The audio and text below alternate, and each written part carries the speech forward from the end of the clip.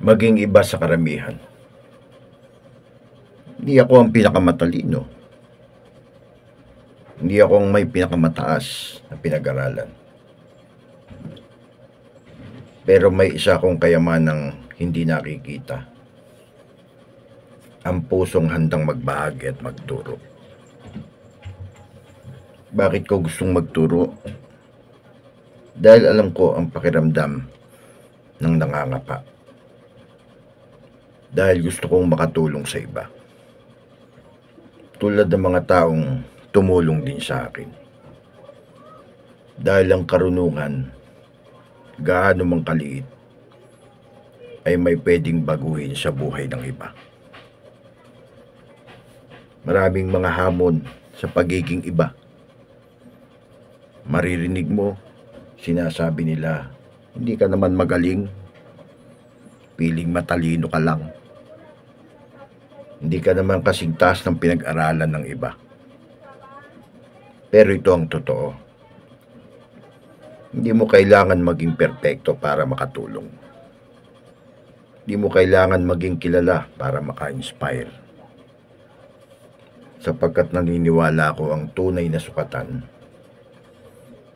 hindi kung gaano karami ang alam mo, kundi kung paano mo ginagamit ang kahit kaunting alam mo para sa iba. Tunay kang may silbi kung ginagawa mo itong may malasakit.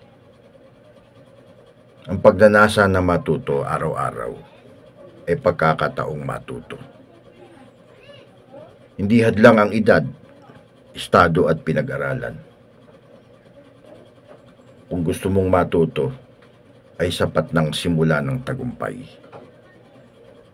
Ang pagnanasa ko na magbahagi ay hindi lahat ng natuto ay nagtuturo.